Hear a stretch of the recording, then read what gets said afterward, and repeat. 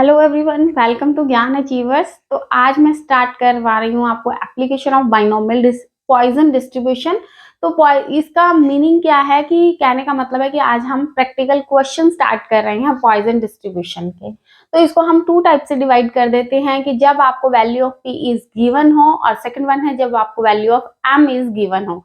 बात तो एक ही है, लेकिन पी इज गिवन है तो इसमें हमें एम की वैल्यू कैलकुलेट करनी पड़ती है। तो एक क्वेश्चन की हेल्प से मैं आपको ये पॉइंट समझा रही हूँ। 2% of screw manufacturing by company are defective. कोई स्क्रू कंपनी है जो कि प्रोडक्शन कर रही है, मैन्युफैक्चरिंग कर रही है, और उसके 2% जो यूनिट्स हैं वो डिफेक्टेड हो जाते हैं। तो use Poisson distribution to find probability that a packet of 100 contains. It means हमारे पास 100 ये क्या दे दिए हैं, एन की वैल्यू है हमारे पास 100, और ई की वैल्यू -2 हमें क्वेश्चन में गिवन है। और प्रोबेबिलिटी निकालनी है कि no defective screw, one defective screw और टू और मोर डिफेक्टिव स्क्रू। तो first one not defective screw, तो उसके लिए हमें प्रोबेबिलिटी निकालनी पड़ती है 0 की। हमें फॉर्मूला मालूम है पॉइजन डिस्ट्रीब्यूशन का, ई की वैल्यू -m, एम की वैल्यू r अपॉन में फैक्टोरियल r।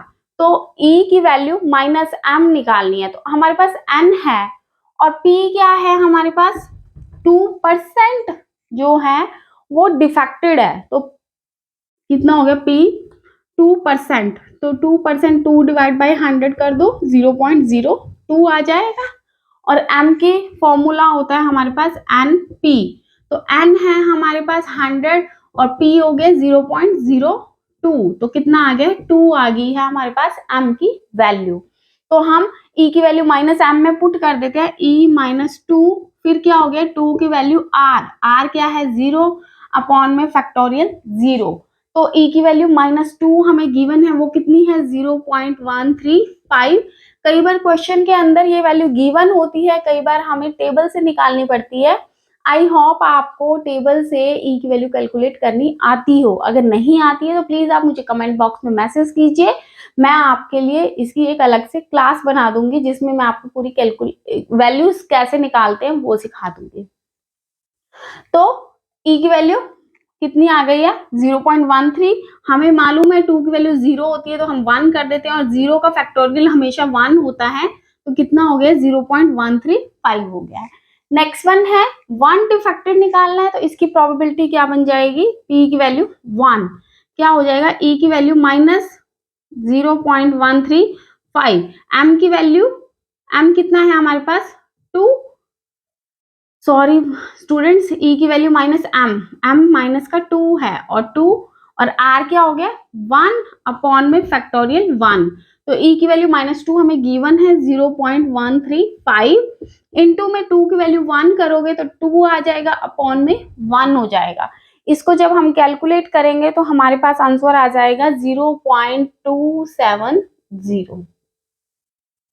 अब हमने करना है कि प्रोबेबिलिटी 2 और मोर डिफेक्टिव।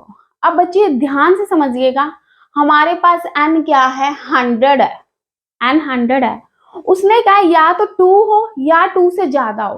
तो आप प्रोबेबिलिटी क्या 2 3 4 5 6 टिल 100 तक निकालोगे, ये तो पॉसिबल ही नहीं है ना कि इतनी सारी प्रोबेबिलिटी कैसे सॉल्व करेंगे। तो इसका एक अदर ऑप्शन ये होता है कि हमें पता है कि टोटल प्रोबेबिलिटी जो है वो कितनी होती है हमारे पास, टोटल प्रोबेबिलिटी हमारे पास 1 होती है। 1 में से अगर मैं प्रोबेबिलिटी 0 की और किसकी माइनस कर दूं 1 की, ठीक है, और प्रोबेबिलिटी 1 की अगर माइनस कर दूं तो हमारे पास प्रोबेबिलिटी निकल जाएगी 2 और मोर की। समझ आए कि टोटल 1 में से मैं 0 और 1 की प्रोबेबिलिटी ऐड करके 1 में से माइनस कर दूं तो मेरे पास 2 और मोर की निकल जाएगी। ये पॉइंट क्लियर हुआ है। उसने बोला है n है 100, 2 या 2 से ज्यादा, तो n की वैल्यू 100 तक है, तो आप 2 3 4 5 6 7 8 9 10 टिल 100 तक कैसे प्रोबेबिलिटी कैलकुलेट करोगे, नहीं कर सकते ना। तो हमने क्या किया 2 तक, 2 से निकाले ना, तो 2 से पहले किसकी है, एक तो 0 की प्रोबेबिलिटी होगी और एक 1 की होगी, दो ही तो प्रोबेबिलिटी है, वो हमने ऑलरेडी कैलकुलेट कर रखी है। तो उस दोनों प्रोबेबिलिटी का एडिशन करके मैं उसको 1 में से डिडक्ट कर देती हूँ, तो मेरे पास क्या आ जाएगी प्रोबेबिलिटी 2 और मोर की आ जाएगी। आई होप ये पॉइंट समझ आ गया होगा आपको। तो मैं यही कर रही हूँ। 0 की प्रोबेबिलिटी कितनी है हमारे पास? 0.135 और प्लस में 1 की प्रोबेबिलिटी है 0.270। तो आप इन दोनों का एडिशन करके 1 में से डिडक्ट कर देना, तो ये हमारे पास आ जाएगी प्रोबेबिलिटी 2 और मोर की। तो ये तो था जब value of p is given हो। अब हमने कैलकुलेट करना है value of m is given. तब तो कुछ भी नहीं है, फिर तो बिल्कुल ही इजी हो गया कि जब m ही दे रखा है तो हम जो np की हेल्प से कैलकुलेट करते थे वो भी हमें कैलकुलेट करने की नीड नहीं है। समझ आ गया? तो बस अब हम करते हैं। आपको क्वेश्चन जो है उसका स्क्रीनशॉट मिल जाएगा बोर्ड पे। तो देखिए, between the hours of 2 PM and 4 PM the average number of phone calls पर minute coming into A switch board of A company is 2.5। आपके पास ये 2.5 पर मिनट, ठीक है। तो एवरेज दे दिया ना, तो आपको m दे दिया है ऑलरेडी, 2.5 दे दिया है। उसके बाद फिर क्या बोला है? Find the probability that during one particular minute there will be no phone call, exactly 3 calls, at least 2 calls। और आपको e की वैल्यू -2 जो है वो दे रखी है, 0.135 दे रखी है, और साथ के साथ e की वैल्यू -0.5 दे रखी है, 0.6065 दे रखी है। ठीक है, आ गई बात समझ?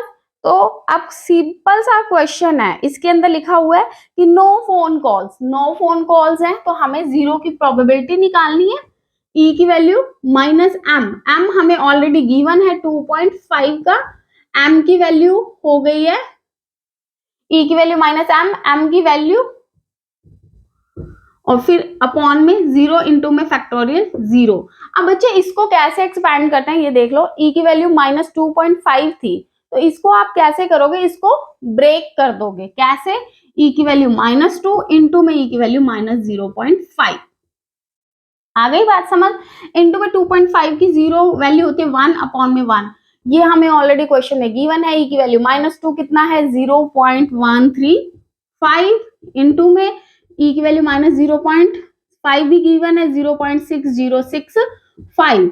तो इंटू 1 अपॉन में 1 है, तो इसकी सिंपल सी आंसर आ जाएगा। इसका आंसर आ जाएगा आपके पास 0.0821। क्लियर है? नेक्स्ट वन है क्वेश्चन के अंदर कि क्या सॉल्व करना है एग्जैक्टली 3 कॉल्स, कि सीधा 3 कॉल्स आए, तो उसके लिए प्रोबेबिलिटी निकालनी पड़ेगी 3 की। e की वैल्यू -m कितना हो गया? -2.5। m की वैल्यू 2.5 की वैल्यू r कितना है? 3 इंटू में फैक्टोरियल 3। तो मैं सीधा ही सॉल्व कर देती हूँ, 3 इंटू 2 इंटू 1। इसको जब सॉल्व करेंगे तो यही आ जाएगा, क्योंकि हमने इसको अभी एक्सपैंड किया था। तो क्या हो जाएगा? 0.0821, और 2.5 का क्यूब है, तो 2.5 का जब हम क्यूब करेंगे तो आ जाएगा 15.625। 15.625 अपॉन में 3 2 जा 6। इसको बच्चे सॉल्व कर लेना, आपके पास आंसर आ जाएगा। ठीक है, नेक्स्ट वन है कि अब क्या निकालना है कि एटलीस्ट 2 कॉल्स, कि कम से कम 2 कॉल्स आए। मीन्स 2 भी आ सकते हो, 2 से ज्यादा भी आ सकती है। जैसे मैं आपको बोलती हूँ कि आपके एटलीस्ट 90 मार्क्स आए, तो आपके 90 भी आ सकते हैं, और 90 से ज्यादा भी, कि 91, 92, 93। कम से कम मैं आपको कहती हूँ कि आपके स्टैटिस्टिक्स में 90 मार्क्स आए, तो 90 से 100 तक आपके कितने भी आ सकते हैं। तो वही सेम चीज है कि अब एन तो हमें गिवन ही नहीं है, एटलीस्ट 2 कॉल्स हैं, तो हम वही सेम फंडा करेंगे कि प्रोबेबिलिटी निकालनी है एटलीस्ट 2 कॉल्स की। तो 1 में से प्रोबेबिलिटी 0 और 1 की लेस कर देंगे। समझ आ गया?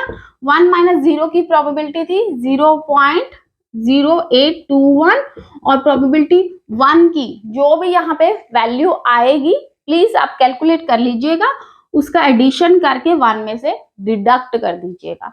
तो ये हमारे पास आ जाएगी प्रोबेबिलिटी एटलीस्ट 2 की। तो ये था practical question of Poisson distribution. I hope ये पॉइंट समझ आया होगा। अगर आपको क्लास अच्छी लगी है तो प्लीज चैनल को सब्सक्राइब करना नहीं भूलिएगा, लाइक कीजिए, शेयर कीजिए और कमेंट कीजिए। मिलती हूँ नेक्स्ट क्लास में। Thank you so much, have a nice day, God bless you.